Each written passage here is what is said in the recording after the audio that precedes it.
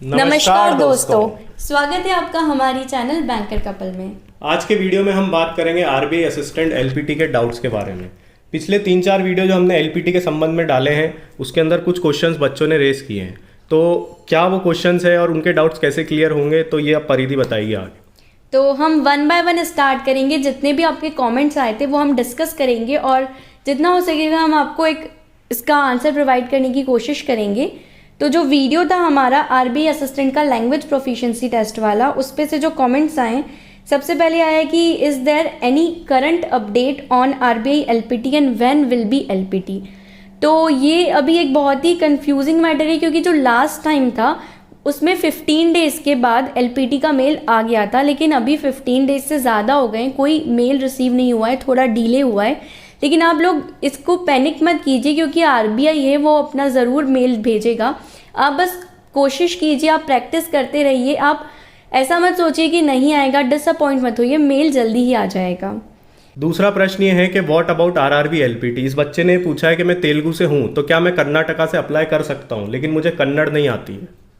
अगर आप किसी और लैंग्वेज से अप्लाई कर रहे हैं तो बहुत सोच समझ के कीजिएगा क्योंकि ये आईबीपीएस जैसा और आरआरबी जैसा नहीं होता है।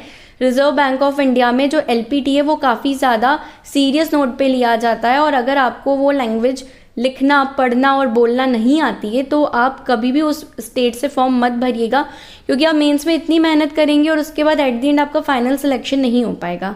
हाँ, और अगर आपको लगता है कि आप कर सकते हैं, आप कोई न्यू लैंग्वेज सीख सकते हैं, तो आप एटलीस्ट 6 महीने पहले से वो लैंग्वेज की कोचिंग स्टार्ट कर दीजिए या फिर कहीं ऑनलाइन ट्यूटर होते हैं, यूट्यूब पे भी काफ़ी सारी चैनल्स होती हैं, या फिर कोई ऑफलाइन ट्यूटर से आप एक पूरी लैंग्वेज जैसे हम सीखते हैं वैसे सीख लीजिए। अगर आपको कॉन्फिडेंस है कि हाँ आप उस लैंग्वेज को अच्छे से उसकी एक एक चीज़ समझ पाएंगे, क्योंकि ग्रामर भी बहुत ज़्यादा आती है एलपीटी में और इतनी ज़्यादा डिफ़िकल्ट चीज़ें आती है कि आप अगर उस लैंग्वेज से नहीं है तो आपको दिक्कत आ सकती है। तो ये सब सोच के आप नेक्स्ट टाइम जब फॉर्म फिल करेंगे तो ये सारी चीज़ें आप माइंड में रखिएगा। इसके बाद अगला प्रश्न ये है कि hi, I wanted to ask if the document doesn't reach within 10 days via post, will anything happen.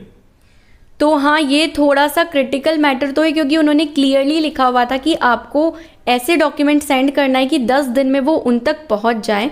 लेकिन अगर आपने लेट भेजे हैं तो आपको इमीडिएटली आपका जो रीजनल ऑफिस है, जिस स्टेट से आपने अप्लाई किया है, वहाँ पे कांटेक्ट कर लेना चाहिए।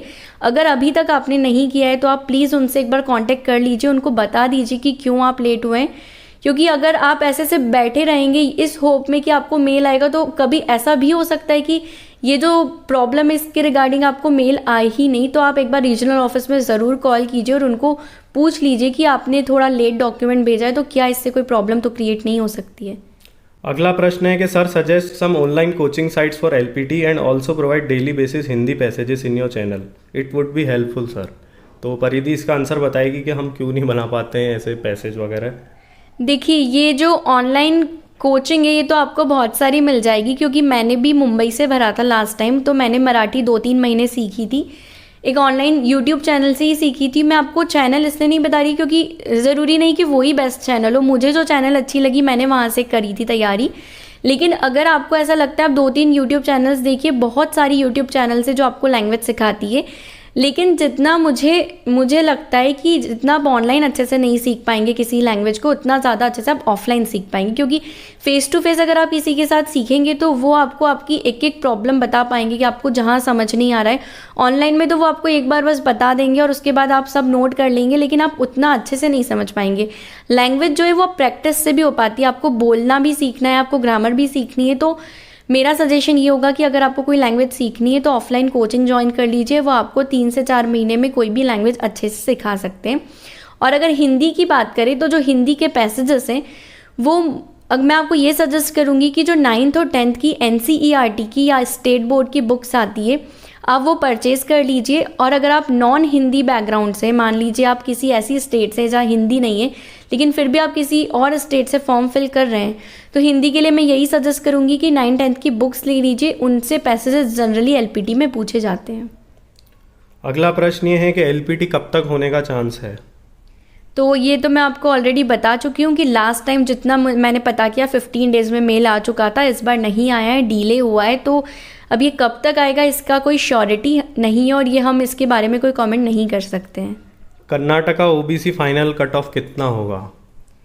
तो मैं जनरली कट ऑफ प्रिडिक्ट करने में यहाँ हम लोग बिलीव नहीं करते, क्योंकि आप कट ऑफ देख के किसी एग्ज़ाम की तैयारी करोगे तो वो इतना सही तरीका नहीं होता है किसी भी एग्ज़ाम की तैयारी करने का। आप बस अपना 100% दीजिए, क्योंकि कट ऑफ देख के मैंने भी एग्ज़ाम दिया था लास्ट टाइम, और कट ऑफ इतना अनप्रिडिक्टेबल चीज़ होती है कि वो कभी भी बहुत हाई हो जाता है, कभी भी बहुत लो हो जाता है। बहुत सारी चीज़ों पे ये डिपेंड करता है, जैसे नंबर ऑफ़ वैकेंसीज़ पे, लेवल क्या है एग्ज़ाम का, बहुत सारी चीज़ें होती है जिस पे कट ऑफ डिपेंड करता है। तो इसको प्रिडिक्ट करना या इसके बारे में ज़्यादा सोचना, ज़्यादा यूट्यूब वीडियो सर्च करना सही नहीं है। नेक्स्ट सवाल ये है कि फॉर्मल ड्रेस पहन के जानी या नहीं जानी। इन्होंने लिखा है फॉर्मल और नॉट करके क्वेश्चन मार्क लगाया है। तो ये तो अंडरस्टूड चीज़ है कि आपको अगर वहाँ पर बुला रहे हैं, चाहे डॉक्यूमेंट वेरिफिकेशन के बुलाए, चाहे एलपीटी के लिए बुलाए, इंटरव्यू के लिए बुलाए, किसी भी चीज़ के लिए आपको फॉर्मल अटायर में ही जाना है। आपको प्रॉपर फॉर्मल ड्रेस पहन के ही जाना चाहिए, क्योंकि वो आप प्रेजेंटेबल लगेंगे। तो ये सारे कमेंट्स थे जो आए थे, और ऑलमोस्ट हम सारे कमेंट्स कवर कर चुके हैं। जैसे ही एलपीटी का मेल आएगा मैं आपको इमीडिएटली इन्फॉर्म करूँगी, वीडियो बनाऊँगी इसके रिगार्डिंग, और उसके बाद आप प्लीज़ एक्सपीरियंस शेयर कीजिएगा अपना कि आपका एलपीटी कैसा गया, ताकि हम आने वाले जो अगले आरबीआई असिस्टेंट का एग्ज़ाम होगा उन एस्पायरेंट्स की और हेल्प कर पाएँ। So thank you so much for watching this video. और हमारी चैनल को लाइक शेयर सब्सक्राइब करें। आप लोग का बहुत बहुत धन्यवाद।